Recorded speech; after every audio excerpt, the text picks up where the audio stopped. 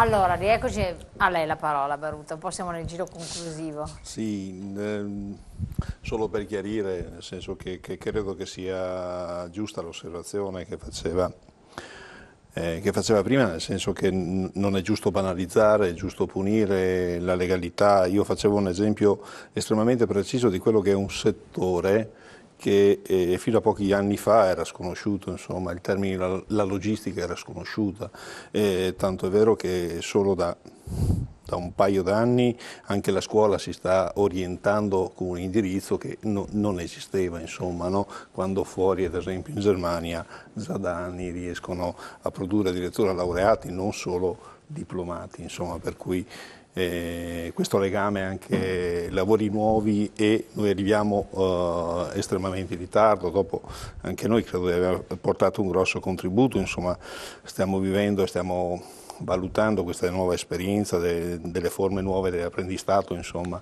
in accordi con regioni e quant'altro, insomma, sicuramente non credo che ci sia una bacchetta magica che risolve, non sono certo, insomma, per noi la questione che deve avvenire, bisogna sospendere la democrazia in questo paese per riportarlo a un certo livello. Non penso neanche che sia la strada come quella di governare la decrescita. Credo che dobbiamo porre estrema attenzione a quello che sta avvenendo nel nostro paese. Insomma, qui abbiamo un presidente della provincia. La provincia di Treviso non è molto diversa da quella di Padova, le centinaia e migliaia di posti e di passaggi che ci sono ai centri per l'impiego, ci sono anche a Padova, un dato però al di là delle percentuali è significativo, i centri per l'impiego riescono a indirizzare pochissime persone ancora, pochissime persone, segno che bisogna modificare il rapporto che c'è tra domanda e offerta, insomma. Ancora oggi si trova lavoro attraverso il fai da te, spesso con la mamma, che secondo me non funzionava al tempo, non funziona ancora oggi. Molte sono ancora attraverso posizioni raccomandate, insomma, soprattutto di un certo livello, oppure è la storia degli ordini. Noi stiamo e torniamo. Penso che fosse stata ampiamente sottovalutata la conseguenza di quello che la legge Fornero sta producendo. Si è sottovalutato totalmente. Non è possibile in questo paese equiparare il direttore di banca col muratore piuttosto che un macchinista, eccetera. Secondo me non è stata sottovalutata dai cittadini quando è uscita, perché sono tutti quanti che sono rimasti tutti siamo rimasti perplessi dalla legge Fornero. È che è fatto comodo prenderla così, bisognava fare una riforma. Il governo Monti si sa da chi era manovrato e quindi è inutile nascondersi, pensare. Doveva essere fatta, appunto, stop, certe cose andavano, quello che si diceva una specie di commissariamento che ci è toccato, e quindi questa è stata la riforma che doveva essere fatta. Oggi i drammi però che vivono i centinaia di migliaia di lavoratori che sono intorno ai cinquantenni, insomma, di fatto sono esodati, nel senso che nessuno più li rioccupa nonostante tutti gli impegni, i finanziamenti che ci sono. Infatti questo è un altro problema. Qui noi abbiamo la fetta dei giovani e la fetta dei non più sono giovani. I loro genitori, i figli e i genitori che sono messi nella stessa situazione. Pensando che anche la struttura della famiglia nel nostro paese è cambiata, al tempo 12 figli in una famiglia, oggi se va bene 1/2, per cui bisogna considerare anche questo aspetto che non è assolutamente secondario. Benetazzo, rispondendo e tagliando un po' le fila perché stiamo facendo il giro conclusivo e rispondendo anche al nostro ospite decente, il nostro telespettatore. Le mie aspettative come contribuente, risparmiatore e amministratore di impresa sono che arrivi as soon as possible, quanto prima, la mano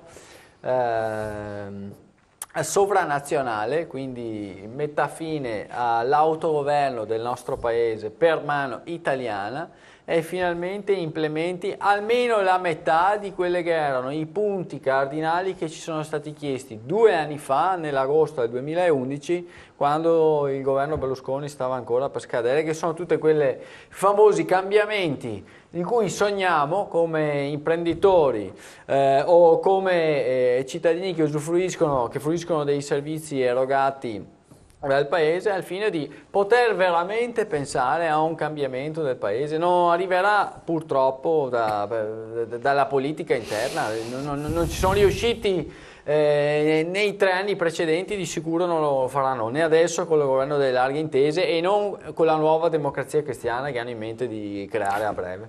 Di ripropinarci. Cosa dice Vicepresidente? Beh, io sostanzialmente continuo a dire quello che ho detto prima, cerchiamo di investire soprattutto sui nostri giovani, cerchiamo di dare loro una speranza, diciamo loro che si devono formare, devono continuare a formarsi, più si formano e più studiano, più avranno possibilità nel mondo del lavoro e poi cerchiamo, per quanto è possibile a noi come cittadini, di cambiare le cose facendo delle giuste proteste verso questa politica. Bisogna anche intraprendere una strada di protesta, perché secondo me nutrire speranze nei giovani, io ho esordito un po' la trasmissione con questo zoccolo duro di queste sperequazioni sociali che esistono, di chi prende un fracasso di soldi, non combina niente, ma intasa la macchina pubblica, la burocrazia e quant'altro, perché deve, secondo me, complicare le situazioni, serve per mantenere il tuo posto di lavoro. Guardi, questo è un dato di fatto. Noi ci troviamo in un sistema intasato che non funziona perché è per automantenersi, parassitismo totale, quindi bisogna che si scardini qualche cosa, se no non succederà niente. Dobbiamo chiedere alla nostra classe politica delle scelte impopolari. Il governo delle larghe intese poteva essere l'opportunità, nel senso che solitamente i governi delle larghe intese fanno quelle modifiche strutturali, le modifiche importanti che incidono anche magari su interessi particolari che possono anche trasformarsi in voti, no? Si dice che sono delle scelte impopolari, però non si considera mai la popolarità delle scelte impopolari, nel senso che si toccano delle condizioni di vantaggio e quindi quel bacino di voti lo perdi, ma acquisti il bacino di voti di coloro che invece le subiscono queste vessazioni. Infatti diciamo che il concetto di base secondo me è quello di riuscire a dire a chi sottolinea il fatto che scelte impopolari potrebbero portare dei problemi sociali, no? Perché facciamo un esempio, dobbiamo tagliare 1 milione di posti di lavoro nel pubblico, è vero che crea dei problemi sociali, ma non è nemmeno possibile che mantenendo questi posti di lavoro in più che ci sono, lo debba subire chi invece ha un posto di lavoro privato o chi è un imprenditore. Riuscendo a mantenerli. Certo. A lei Presidente, un po' le faccio la battuta, che sia il movimento dei forconi del 10 dicembre o qualcosa del genere che va a scatenare qualche reazione.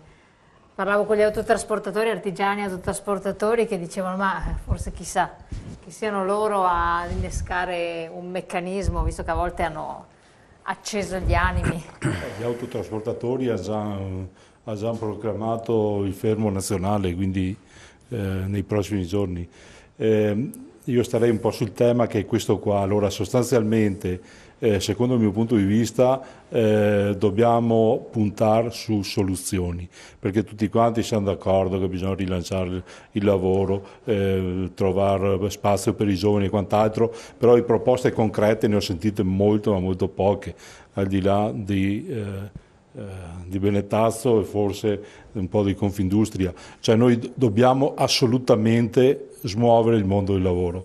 Noi come Confartigianato San Donà abbiamo puntato a quello che è la riqualificazione energetica degli edifici, come ho detto prima, e non è una banalità, può riutilizzare e dar spazio agli under 50 che in questo momento non trovano lavoro, che hanno fatto i muratori fino all'altro giorno, e riqualificarli sotto il punto di vista riqualificazione degli edifici credo non sia proprio missione così impossibile. Abbiamo bisogno di un po' di sostegno pubblico, perché stiamo parlando di, come diceva prima il Presidente Muraro, di persone che magari sono a casa disoccupate e vanno a fare tranquillamente, con sforzi non di poco conto, i corsi di formazione, e poi non c'è sbocco. Ma il punto è che bisogna tutti insieme fare in modo tale che il concetto della riqualificazione diventi di dominio pubblico, perché è un'opportunità a costo zero per i cittadini e non possiamo lasciare andare le imprese a rotoli e generare ancora più disoccupazione di quella che c'è. Poi se non si riesce a fare questo e continuiamo con una classe politica sorda e poco attenta, anzi per niente attenta, la stragrande maggioranza a tutta una serie di situazioni, credo non sia necessaria la mano estera, forse siamo capaci anche da soli. Chissà. Cagnin, ultima battuta. Sì, Abbiamo pochissimi secondi, siamo proprio in chiusura. Io vorrei semplicemente che il cittadino si indignasse un po' di più sulle piccole cose, cominciasse a protestare dalla bolletta. Avete provato a studiare una bolletta dell'Enel? È indecifrabile.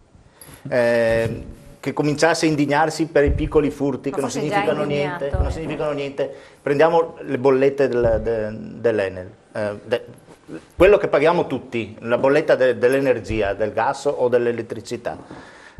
Andate a notare sull'elenco dei costi, delle voci, vedete che le imposte sono calcolate prima dell'IVA.